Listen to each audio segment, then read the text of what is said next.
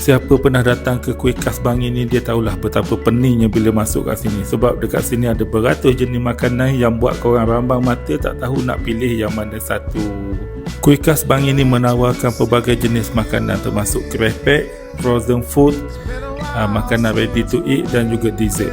Sampaikan kuih raya pun dia masih jual, guys. Lokasi kuih khas Bangi ni terletak di antara Kajang dan Bangi, iaitu di Taman Kajang Impian. So kalau korang daripada Bandar Baru Bangi tu lebih kurang dalam 5 ke 10 minit boleh sampai kat sini. Kalau daripada Kajang tu dalam 15 minit lah. Kepada mak ayah yang pening tak tahu pagi ataupun petang nak makan makanan apa kan, ataupun nak buat pun malas, korang boleh datang kat sini. Sebab kat sini pun ada banyak makanan-makanan sejuk beku yang sesuai lah untuk dimakan bersama keluarga. Yang paling best dekat kuih khas Bangi ni, dia jual pelbagai jenis makanan-makanan yang korang tak pernah dengar pun ada. So dekat sini memang menjadi lubuk lah kepada anda-anda semua yang FOMO, yang mencari makanan-makanan viral. Memang sinilah spot terbaik untuk korang.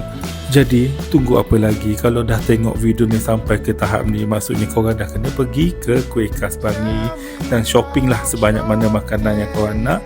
Dan insyaAllah hari-hari yang akan datang pun korang boleh datang lagi, sebab dia memang dibuka setiap hari. So itu saja untuk video kali ni. Terima kasih kerana menonton sampai habis. Jumpa lagi di video yang lain. Assalamualaikum.